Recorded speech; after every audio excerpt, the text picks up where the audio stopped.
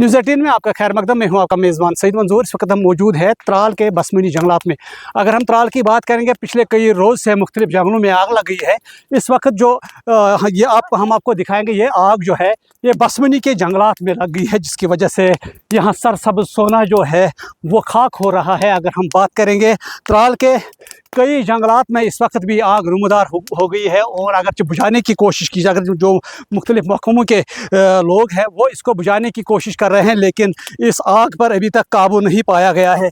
अगर हम बात करेंगे, पिछले कई रोज़ से ये जो आग है जंगलों में फैला जा रहा है, जिसकी वजह से जंगलात को काफ़ी नुकसान हो रहा है। मैं अपने साथी से कहूँगा वो थोड़ा यहाँ पे आपको दिखाएंगे। आप देख सकते हैं कि किस कदर जो है यहाँ पे आग लग गई है, और आप देख सकते हैं जो सरसब्ज़ सोना है वो खाक हो रहा है। इसके साथ साथ अगर हम बात करें, अगर जिस वक्त बड़े दरख्त नहीं जल रहे हैं, लेकिन जो छोटे छोटे दरख्त हैं, छोटे जो नई जनरेशन के जो दरख्त है वो इस वक्त जल रहे हैं, खाक हो रहे हैं।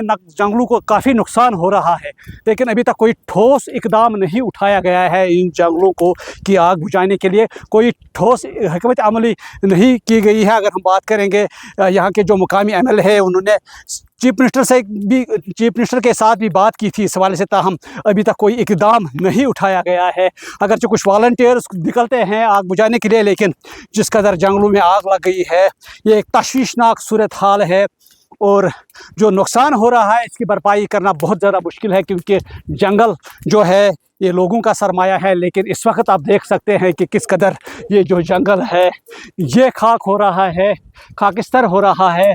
छोटे छोटे जो पौधे हैं वो जल रहे हैं, बहुत ज़्यादा नुकसान और हो रहा है। अब ज़रूरत इस बात की है कि कोई ना कोई ठोस इकदाम उठाना चाहे, ताकि इन जंगलात को, इस जंगल के आग को काबू में पाया जा सके। न्यूज़ 18 के लिए मैं क्या नाम न्यूज़ 18 के लिए मैं बसमनी त्राल से सईद मंजूर।